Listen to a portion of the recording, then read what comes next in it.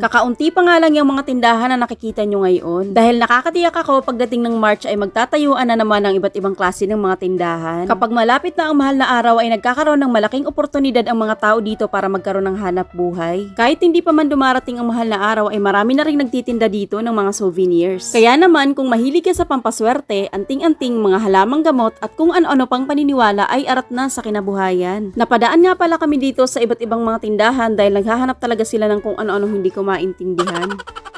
Uy, halina kayo at hindi naman uso dito ang window shopping, wala tayo sa mall, charis.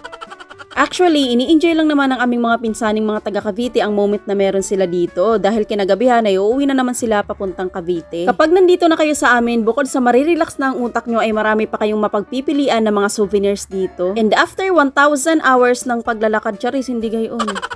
Nang makarating na nga kami sa ilog ay ito lang naman ang tumambad sa amin. Ang malinaw at ang malinis na tubig